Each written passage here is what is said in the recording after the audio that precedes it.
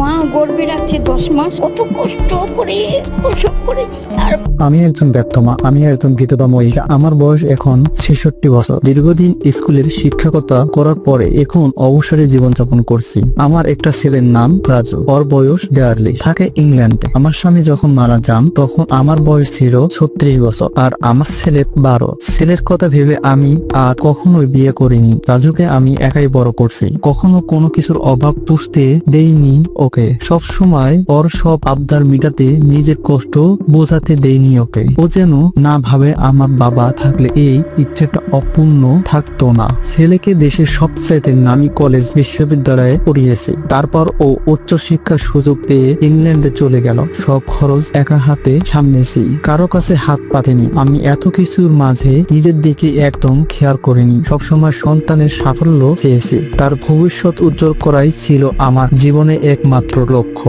আমাকে সকলেই সফল মা বলে, এই নিয়ে আমার এক ধরনের চাপা গর্ব রয়েছে। গত সপ্তাহে লাবণী নামে আমার এক পুরাতন বান্ধবীর সাথে দেখা হলো। ওর ছেলে আকাশ আমার ছেলের সাথে একই স্কুলে পড়তো। আকাশের সাথে রাজুর খুব একটা মিল ছিল না, কারণ অবশ্যই আমি, কারণ সারাক্ষণ চাইতাম রাজু শুধু মাত্র যারা ভালো স্টুডেন্ট আর সব সময় পড়ালেখা নিয়ে কম্পিটিশন করে তাদের সাথে মিশুক, তাতে করে ও পড়ালেখার প্রতি আরো বেশি মনোযোগী হয়ে উঠবে। মাঝে মাঝে লাবণী বলতো, দেখ আমরা দুইজন কত না ভালো বন্ধু, আর আমাদের ছেলেরা একই স্কুলে পড়ে তবুও তাদের মধ্যে বন্ধুত্ব হলো না। লাবণীর ছেলে আকাশ প্রত্যেক ক্লাসে অ্যাপারেস পাস করত।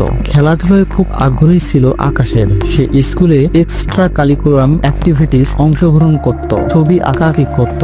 এগুলো নিয়ে লাবণী খুশি ছিল। আমি মনে মনে হাসতাম, এগুলো দিয়ে কি হবে? লাবণীর কথা, আমার ছেলে তো আর ফেল করে না, সবাই তো আর ফার্স্ট হয় না। আমার ছেলেটা পড়ালেখায় তেমন ভালো না, কিন্তু ওর অন্য কাজগুলো কত সুন্দর। আমার কাছে লাবণীর এই কথাগুলো আধিক্যতা মনে হতো। ছেলের মাথায় তো গোবর আছে, তার চাইতে বেশি গোবর মায়ের মাথায়। তা না হলে যে ছেলে পড়াশোনায় এত পিছিয়ে তাকে কেন মা স্কুলের এক্সট্রা কারিকুলাম দিয়ে সময় নষ্ট করতে দেয়? রাজু স্কুল পাশ করে একটি স্কুলে ভর্তি হলো আর আকাশ খুব সাধারণ একটা কলেজে। রাজু স্কুল পাশ করে নামি একটা কলেজে ভর্তি হলো আর আকাশ খুব সাধারণ একটা কলেজে। এরপর যা হলো, ওদের সাথে আমাদের যোগাযোগ ছিল না। গত সপ্তাহে হঠাৎ করে শপিং মলে ওদের সাথে দেখা। আমি ওদের দেখিনি। আকাশ আমাকে দেখে পেয়ে কাছে এসে বলল, আন্টি আমাকে চিনতে পেরেছেন? আমি আকাশ। আমি আকাশকেই আসলে চিনতে পারছি না।